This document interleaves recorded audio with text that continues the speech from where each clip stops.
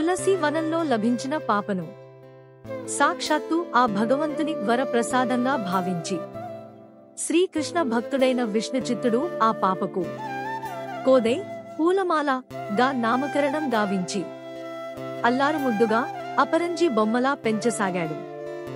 దినదినం ప్రవర్ధమానంగా పెరుగుతూ యుక్త వయస్సులోనే గోదాదేవి శ్రీకృష్ణుని లీలలను భక్తితో ఆడుతూ పాడుతూ ఆనందించేది. మెల్లమెల్లగా శ్రీకృష్ణుని భక్తి విశుద్ధ ప్రేమగా మారి పగలైన రాత్రైన కనులు తెరిచిన కనులు మూసిన ఆ నల్లనివాడు ఆ నవనీత చోరుడే నలుదిక్కులా కనిపిస్తూ అల్లరి చేసేవాడు. శ్రీకృష్ణుని సేవకే అల్లిన పూలమాలలను తానే మెడలో ధరించి శ్రీకృష్ణునిలో లీనమయ్యేది.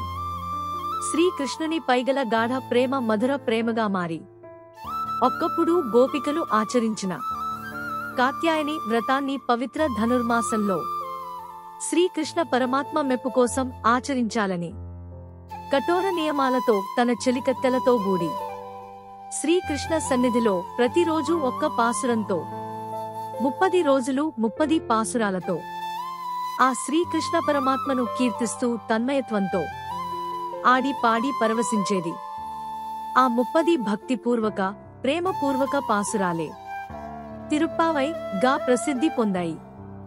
గోదాదేవి పరమపవిత్ర ప్రేమకు శ్రీకృష్ణుడే ముగ్ధుడై విష్ణుచిత్తుడి కలలో కనిపించి తన భక్తురాలైన గోదాదేవిని శ్రీరంగానికి తీసుకురావాలని ఆదేశించగా గోదాదేవి పెండ్లి కూతురుగా గర్భగుడిలోకి ప్రవేశించి అర్చకులు విష్ణుచిత్తుడు చూస్తుండగానే పవిత్ర భోగి రోజున గోదాదేవి శ్రీరంగనాథునిలో ఐక్యమైపోయింది.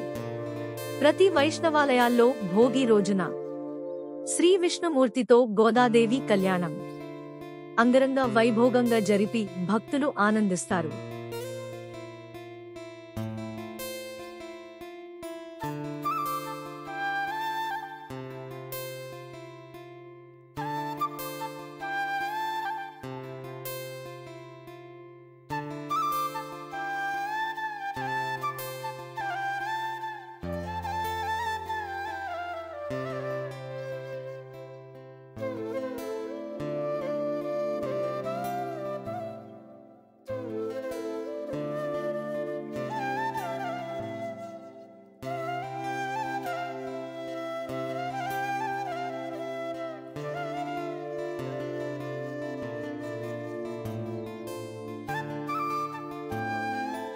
దయచేసి నా ఛానల్ని లైక్ చేయండి, వ్యాఖ్యానించండి మరియు సబ్స్క్రైబ్ చేయండి.